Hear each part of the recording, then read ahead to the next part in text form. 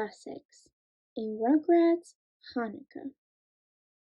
Based on the series created by Arlene Klasky, Gabor Chupo, and Paul Germain.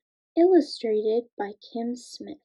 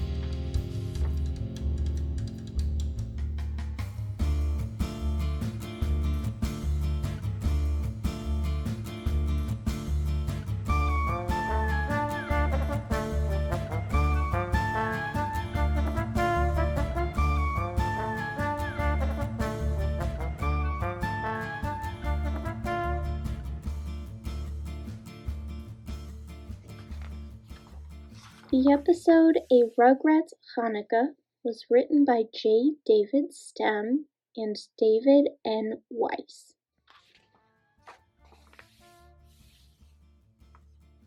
Tommy, Chucky, Phil, Lil, and Angelica were playing in Tommy's living room, but it wasn't an ordinary playdate. Something about today was different. Tommy's mom was making pancakes for dinner, and his grandma Minka was reading them a story about the Jewish people. Long ago in the land of Israel, the Jewish people lived happily with their neighbors, the ancient Greeks. But one day, a new king of the Greeks arrived and wanted everyone to be just like him. He told the Jewish people they had to wear the same clothes, read the same books, and worship the same gods as him.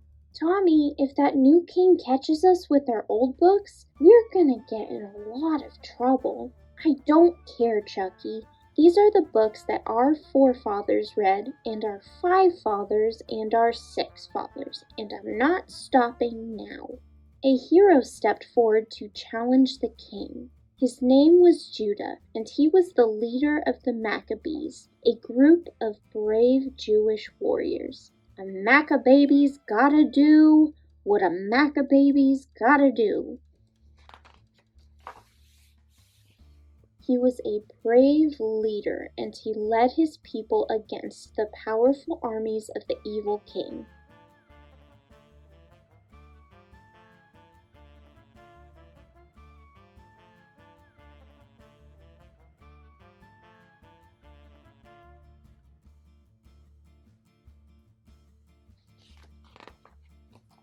Just as the story was getting exciting, Grandma Minka closed the book and went into the kitchen to help Tommy's mom fry the latkes for the Chanukah Fair.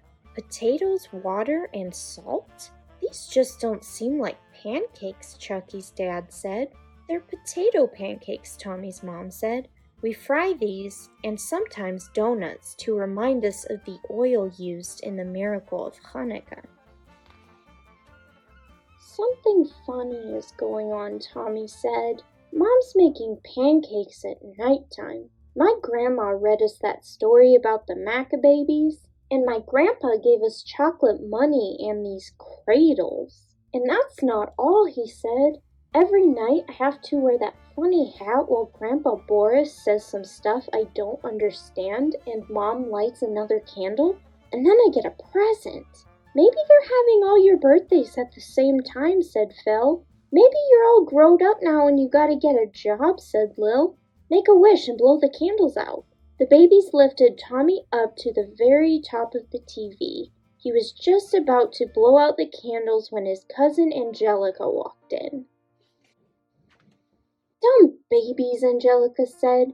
"Those candles aren't for Tommy's birthday. Those are for Hanukkah." "Harmonica?" Tommy asked.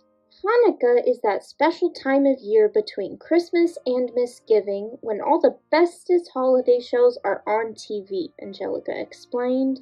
"Now get out of the way. It's time for my TV special." "Kids, it's time to go to synagogue," said Tommy's mom. "Grandpa Boris is going to be in a play all about the meaning of Hanukkah."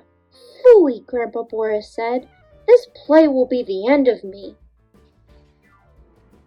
The babies crowded around the newspaper that Grandpa Boris dropped.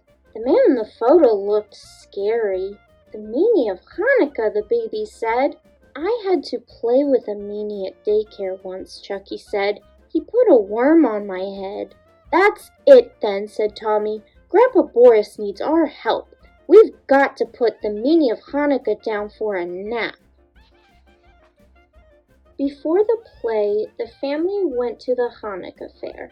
The babies looked all around, but they didn't see the meaning of Hanukkah anywhere.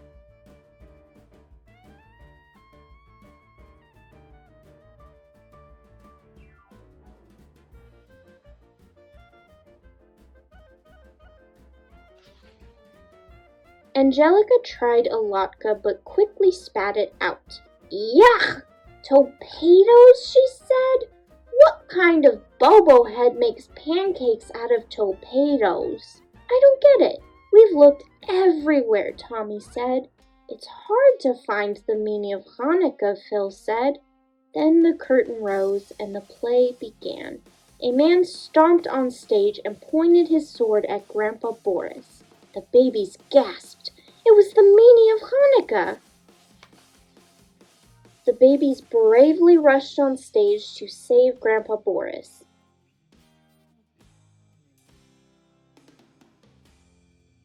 But the grown-ups quickly caught them, and the babies were sent to the nursery for the rest of the play.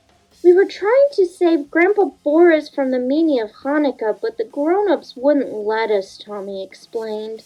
Angelica didn't care about the meaning of Hanukkah. She just wanted to escape so she could watch her favorite Christmas special on TV. "I have an idea," Angelica said.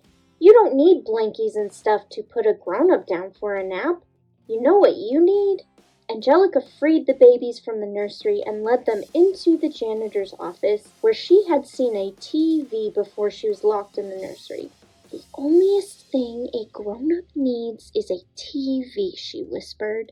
Together the babies boosted Angelica to the top of the shelf. "Careful, that's my soft spot," said Lil. "Your whole head is a soft spot," Angelica grumbled. Angelica grabbed the TV but tumbled all the way down to the floor. "Come on, you guys. Grandpa needs us," Tommy said. "Not so fast, babies," Angelica said. "This TV is mine." "But Angelica, what about the meaning of Hanukkah?" Tommy shouted. "Stupid babies," Angelica shouted back. "There is no meaning of Hanukkah." Just then, Angelica ran smack into a grown-up and fell flat on her butt. Angelica burst into tears. "What's happening?" Chucky asked. "I think the meanie's trying to squeeze her guts out," Phil said. "What do we do?" Lil said. Phil used Tommy's pillowcase to pretend he was a ghost to scare the meanie away, but that plan didn't work so well. "That wasn't very scary," Lil said. Tommy had an idea. He remembered how Grandpa Boris fell asleep every time he read a good story. He held up his My First Hanukkah book, hoping that if the meaning of Hanukkah read it, he would take a nap. Just then, Grandpa Boris found them. "The Kinderlach want you to finish the story," he said to the meanie. So the meaning of Hanukkah sat down and began to read. And so, against all odds, Judah the Maccabee won the right for his people to live and learn in the way of their ancestors. But after the war, the people of Israel had a difficult job. Though the king of the Greeks had been driven from their land, he had left their cities and their holy temple in a terrible mess. Their beautiful menorah, which was supposed to burn forever, was broken and its flame put out. Hey, look, Tommy, it's that thingy from the top of your TV. The meaning of Hanukkah paused the story. A menorah is like the nightlight of our people, he said.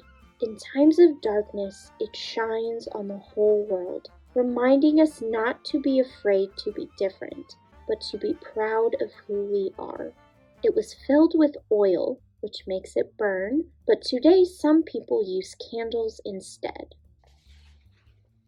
The Jewish people repaired their temple, but the Greeks had left only enough oil to burn in the menorah for one night. They lit the menorah anyway.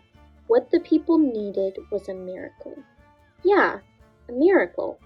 Whatever that is. That's when something good happens that you thought could never happen. Well, that will never happen. But one day went by, and then another, and another, until, finally, 8 days had passed. The flames were still burning. The story had put the meaning of Hanukkah to sleep, just as Tommy said it would. Grandpa Boris read the end of the story.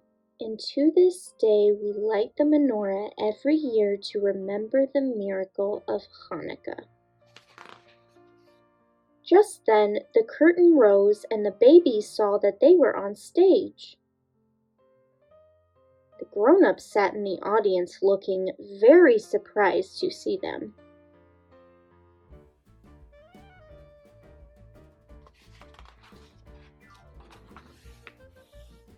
When the meaning of Hanukkah woke up and saw the audience, he quickly stood and said, "And so ends our little play. May it be our sincerest Hanukkah wish that our little Kinderlach will continue to carry the light of our people for generations to come." "Look, Tommy, the meaning of Hanukkah and your Grandpa Boris are playing nice," Chucky said. "I know, Chucky. It's a miracle," Tommy said.